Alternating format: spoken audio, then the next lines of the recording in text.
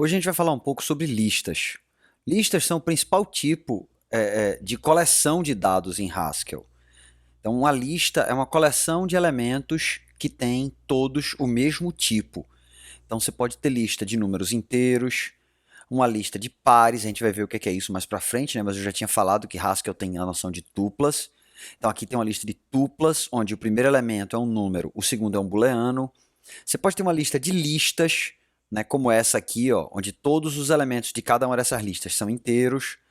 Uma lista de caracteres, que em Haskell também é conhecido como string, que também pode ser representada desse jeito. Quando a lista é de caracteres, ela tem essa notação especial amigável aqui. Aqui do lado a gente pode ver os tipos de cada uma dessas listas. Né? Lista de int, desse jeito, abre colchete, int, fecha colchete. Lista de tuplas de inteiro e booleano. Então, a lista de pares, né, o parêntesezinho, onde o primeiro elemento é um inteiro, o segundo é um booleano. Uma lista de listas de inteiros. Tá aqui, ó. Abre colchetes, fecha, abre colchete de novo, int, fecha colchete. E uma lista de char, né, que também pode ser simplesmente string. Esse type aqui é uma maneira de dizer em Haskell que um tipo é sinônimo do outro. Isso basicamente significa que em qualquer situação onde eu poderia usar lista de char, eu posso usar string e vice-versa, certo? Eles são exatamente a mesma coisa. Vale ressaltar que abre colchete, fecha colchete é a lista vazia. Isso aqui vale para a lista de qualquer tipo. Esse é um valor que é polimórfico, no sentido de que não importa o tipo dos elementos da lista, isso aqui sempre representa uma que é vazia. E é importante mencionar que as listas em Haskell são estruturas de dados recursivas. Então, quando a gente fala de lista, a gente se refere a listas encadeadas ou ligadas, enfim, como se preferir chamar. Né? Isso não é feito às listas de Python, que na verdade uma lista de Python é basicamente um array dinâmico. Né? Uma lista de Python está mais para um vector de C++ do que para uma lista ligada, uma lista encadeada. Listas de Haskell não, elas são listas encadeadas, para quem já sabe o que é isso. Então, numa lista, a ordem dos elementos ela importa. Né? Então, se a gente for comparar aqui. Eita, tem que salvar esse arquivo aqui.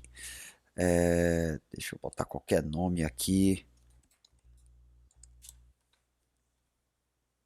Então, se a gente vier aqui e comparar a lista 1, 2, 3 com a lista 2, 1, 3, isso dá diferente. Se por outro lado 1, 2, 3 com 1, 2, 3 dá igual. Certo? Dá verdadeira essa comparação. Então, notem que aqui a gente também está comparando duas listas, né? Só como são listas de caracteres, fica entre aspas, né? Mas a mesma regra vale. Além disso, uma lista não é um conjunto. Então, duplicação de elementos importa. Você comparar true, true, isso vai dar diferente de uma lista que tem apenas um elemento que é true, porque duplicação importa. E aqui a gente vê um operador que é particularmente importante. Ele serve para construir listas, logo ele é chamado de operador construtor de listas, e ele é bastante relevante porque uma lista é uma estrutura de dados recursiva, como eu já falei. Mas o que isso quer dizer? Isso quer dizer que tem duas maneiras de você fazer uma lista. Uma lista pode ser vazia, porque isso é o caso base da construção de uma lista, ou uma lista pode ser uma lista que tem um primeiro elemento que é a cabeça e tem um outro elemento que é a cauda. Só que a cauda é ela própria uma lista, que pode ser vazia ou ter cabeça e cauda, e assim sucessivamente. Então, quando a gente escreve isso aqui, isso é a mesma coisa de escrever isso aqui, ó. 5, construtor de listas, lista vazia. Dá para ver isso aqui no GHCI, né? Então, ó, de um lado a gente tem abre colchete 5, fecha colchete, do outro 5, construtor de listas, né? Lista vazia. Então, o construtor de listas, ele é um operador polimórfico, né? Ele funciona para qualquer tipo de elemento. E para listas, desse tipo de elemento. Ele tem dois parâmetros, né? Ele é uma função. Para Haskell, todo operador é uma função, só que com esses parênteses aqui para indicar que é um operador. Basicamente, o operador é função que não começa com um caractere alfabético. E aí, o primeiro argumento desse operador é o elemento que representa a cabeça.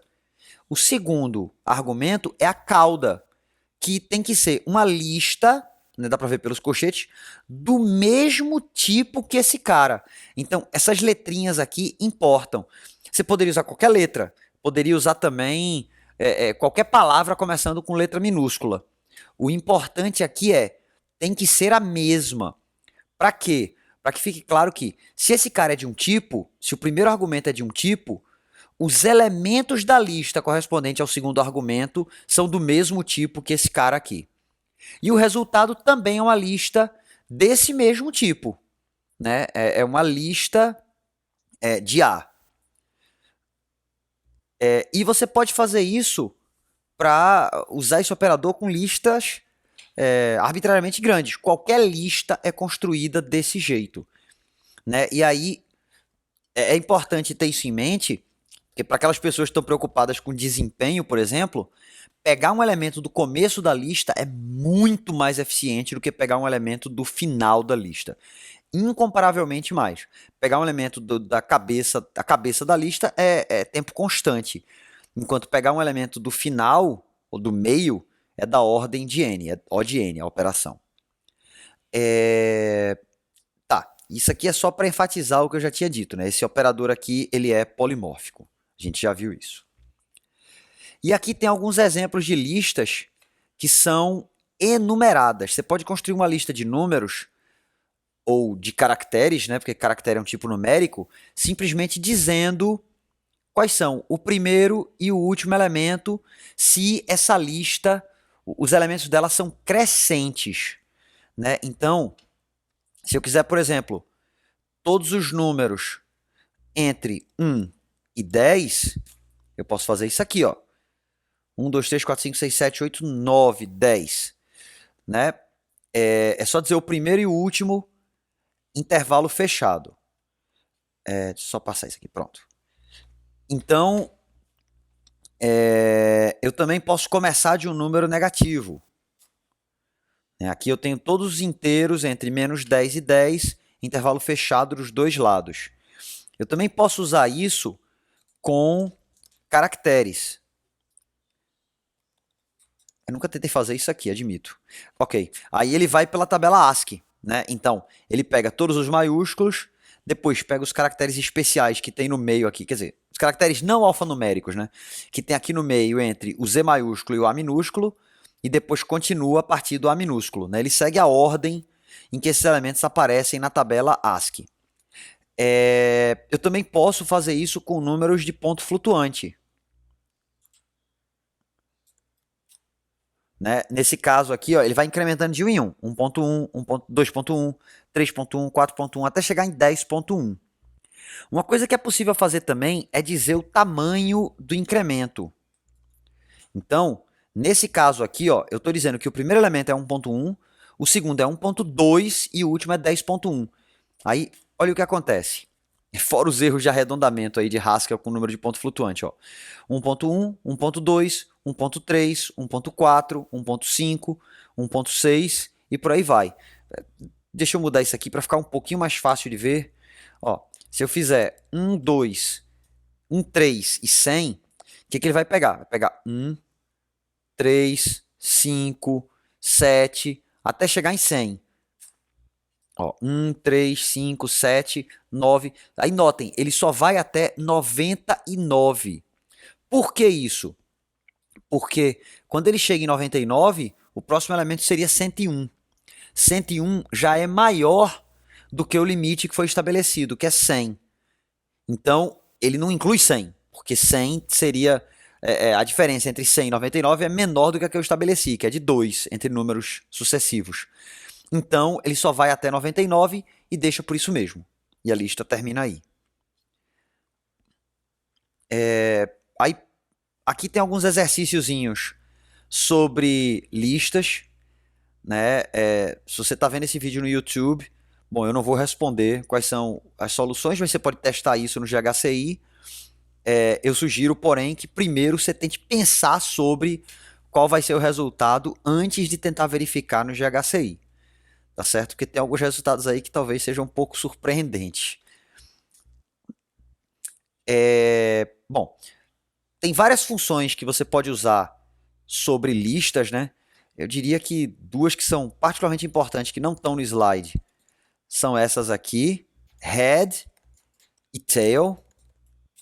Né? Head devolve o primeiro elemento da lista, tail devolve a lista contendo a lista correspondente à cauda, né? Lembrando, uma lista tem cabeça e uma lista ou é vazia ou tem cabeça e cauda. Se ela tem cabeça e cauda, a cabeça é um elemento, a cauda é uma lista, ela própria é uma lista, né? Que ou tem cabeça e cauda ou é vazia. Então isso aqui devolve a cauda, que são os elementos que existem na lista passada como argumento, além da cabeça. Né? Então, head e tail são duas funções bem conhecidas. Mas tem algumas outras. Né? Tem a função length, né? Essa aqui, ó, que também é polimórfica. Ó, ela recebe uma lista de um tipo T qualquer, devolve um número inteiro correspondente ao número de elementos da lista, e a gente pode defini-la desse jeito, né, usando o construtor de lista. Isso aqui é um negócio interessante, eu vou falar mais sobre isso. E aqui também tem o operador de concatenação entre duas listas. Ele recebe duas listas como argumentos, essas listas podem ser de qualquer tipo, contanto que os elementos das duas sejam do mesmo tipo. Então, se eu concateno duas listas, tem que ser, por exemplo, duas listas de inteiros, ou duas listas de float, ou duas listas de bool, ou duas listas de inteiros. Não pode ter diferença entre os tipos dos elementos das listas que eu quero concatenar. Né? E aqui está a implementação. Né? Se concatenar qualquer coisa com a lista vazia é qualquer coisa. Se, por outro lado, essa lista tem pelo menos um elemento, então eu vou construindo a lista resultante, prosseguindo, concatenando recursivamente e colocando o x dessa lista correspondente ao primeiro argumento como cabeça da lista que eu construo. Agora, voltando para cá um pouquinho, isso aqui também entra, né? Notem que aqui eu defini o operador desse jeito, mas para a definição das implementações eu estou usando notação infixada, não tem problema nenhum. Também poderia usar pré-fixada, não muda nada. Só que lembrando, quando é operador, para usar pré-fixada eu tenho que colocar entre parênteses. Né? Quando é função, se eu quero usar infixada, caso seja possível, caso ela tenha dois argumentos, tem que ser entre crases. Mas, bom, voltando aqui para a função comprimento. É interessante ver como ela está definida. Ó. A função length, quando chamada com uma lista vazia, devolve zero. Notem que a definição da função não é em termos de um parâmetro genérico, como a gente vê em Python, em C, em Java, em Swift, em um monte de linguagem. A definição da função é em termos de um valor possível. Ela tem várias definições em termos de diferentes valores que o parâmetro dela, esse carinha aqui, pode ter. Então, como esse cara é uma lista, então length tem duas definições. Uma para quando a lista é vazia, outra para quando tem cabeça e cauda. No primeiro caso, se a lista for vazia, a função length devolve zero. Se a função tem cabeça e cauda, notem, aqui eu estou usando o construtor para representar esse padrão, esse formato da lista. Ela tem cabeça e tem cauda. Isso é indicado pelo construtor de lista. Se ela tem esse formato, esse parêntese aqui é necessário sim. Se ela tem esse formato, então o que é que a função length devolve? Ela devolve 1, que a gente está contabilizando a cabeça, mais o resultado de proceder recursivamente com a cauda. Então, essa forma de definir funções aqui, que não serve só para definir funções não, mas é muito usada para isso, onde a gente faz várias definições para a função, cada uma com um possível formato dos argumentos dela, lança a mão de uma característica de Haskell chamada casamento de padrões. Isso é análogo ao switch case, por exemplo, que existe numa linguagem como C. Só que o switch case de C é muito limitado, porque ele só funciona com, se não me engano, números inteiros, uma coisa assim, é bem restrito, com tipos numéricos. perdão, tipos numéricos inteiros. Eu posso estar enganado aí, eu não tenho certeza. Bom, porque eu não tenho certeza se funciona com tipo de número de ponto flutuante. Eu sei que funciona com inteiro e sei que funciona com caractere.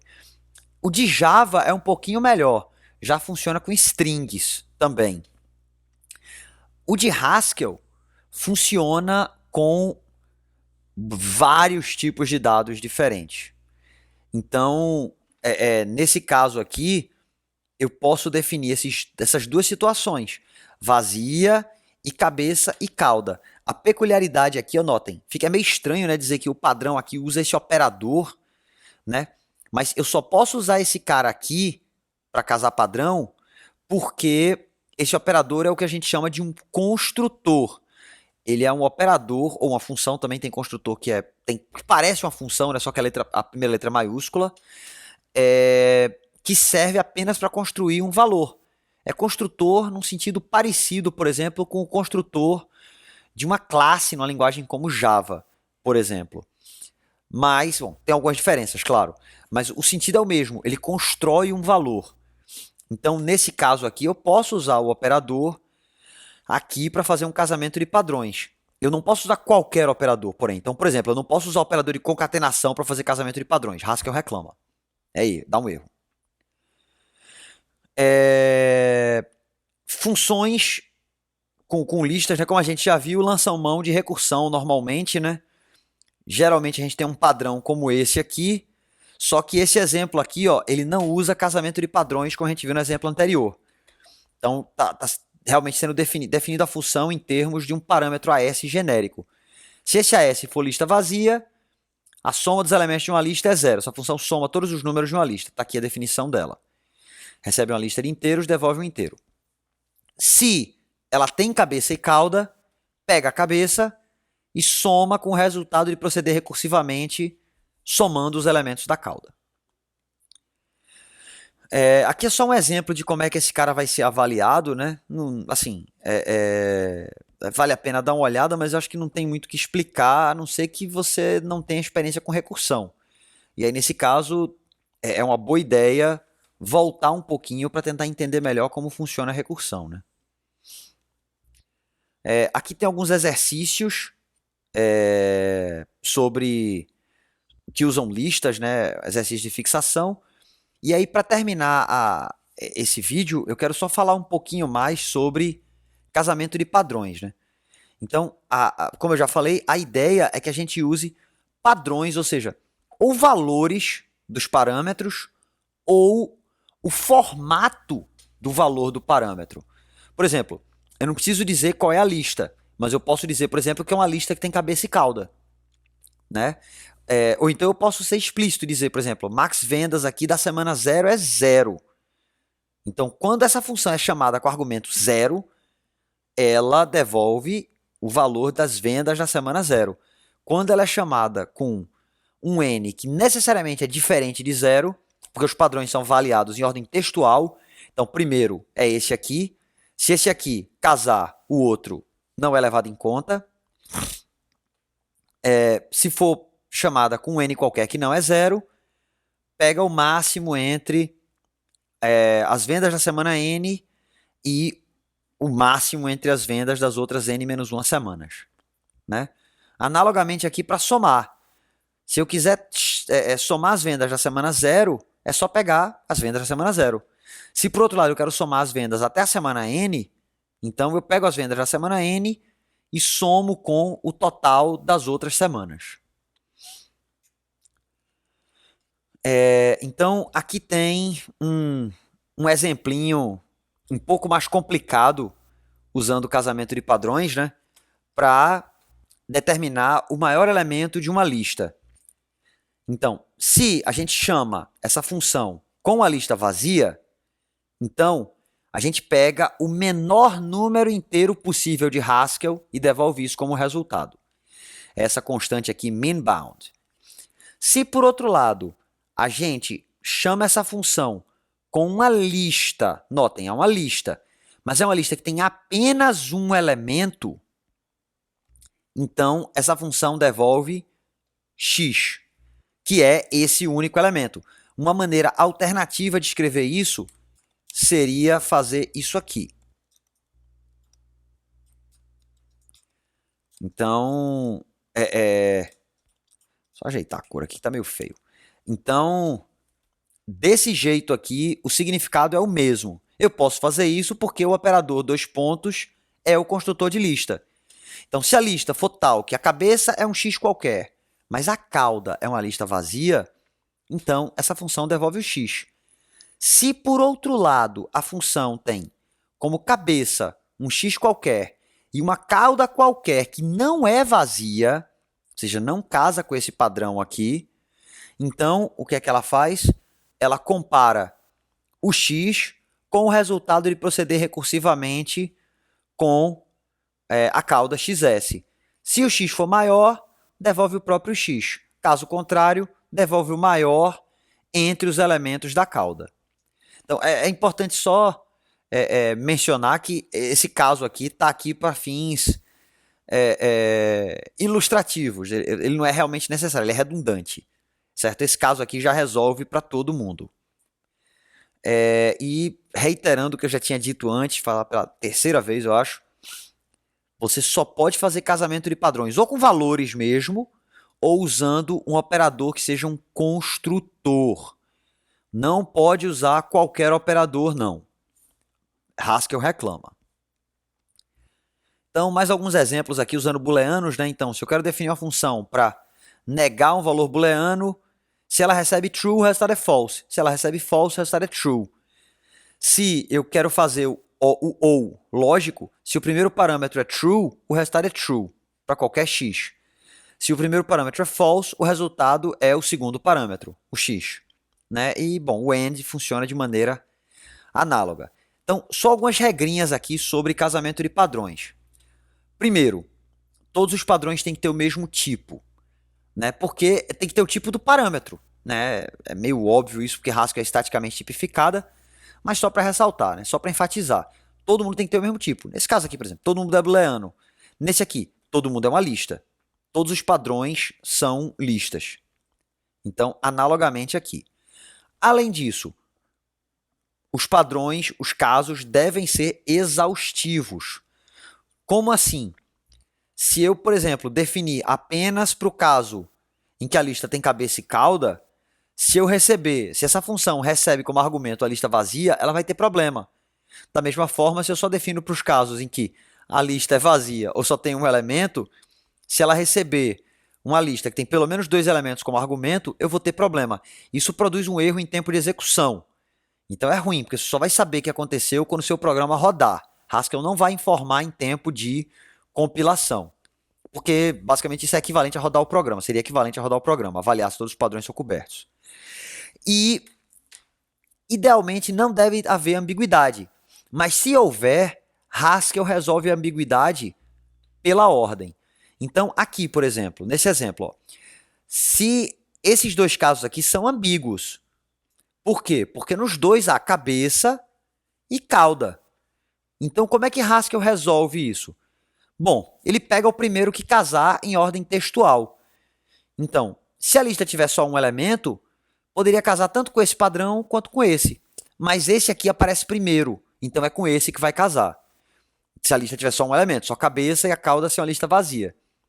Se, por outro lado, tiver mais de um elemento, não casa com esse cara. Aí vai para o próximo, certo?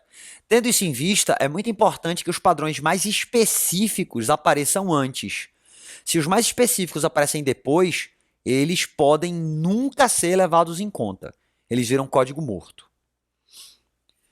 E aí, só para terminar essa aula, esse vídeo, falar um pouquinho sobre expressões case. Essas expressões, elas permitem que se realize casamento de padrões com valores arbitrários. Porque todos esses exemplos que a gente viu até agora, ó, a gente está casando padrões com o argumento da função, diretamente. Mas e se eu quiser fazer casamento de padrões com um valor que eu processei de alguma forma antes? Bom, eu posso basicamente criar várias funções, claro. Mas eu também posso fazer isso localmente usando uma expressão case. Então, como é que o case funciona? Bom, Ele tem essa sintaxe aqui, começa com a palavra-chave case e tem esse elemento aqui que é uma expressão que vai ser avaliada. Quando ela for avaliada, o que o case faz é pega o resultado dessa avaliação e tenta casar com algum desses padrões daqui. Então, o que essa função faz é, primeiro, ela pega os caracteres desse string recebido como parâmetro, que a gente chamou de ST aqui, que são dígitos, né, supondo que tem uma função que faz isso já, e o resultado disso é uma lista, dá para ver aqui, ó, tem que ser uma lista, senão vai ter erro de tipos, porque os tipos dos dois padrões são lista. E aí, se essa lista for vazia, devolve esse caractere aqui, esse caractere especial aqui. Notem que é um caractere mesmo. A aspa está meio estranha aqui por causa da formatação, mas é aspa simples normal, porque é um caractere. Se por outro lado a lista tiver cabeça e cauda, a lista produzida pela função digits, então devolve a cabeça. Então, case sempre dá para você usar. Você nunca precisa definir desse jeito aqui, dessa maneira, na assinatura da função. Você pode usar case em todo lugar, mas daquele outro jeito é mais conveniente, né? Você usa case quando precisa, quando não, faz na própria assinatura da função. Então, depois tem uns exercíciozinhos aí, e aí, bom, tem que fazer para poder praticar.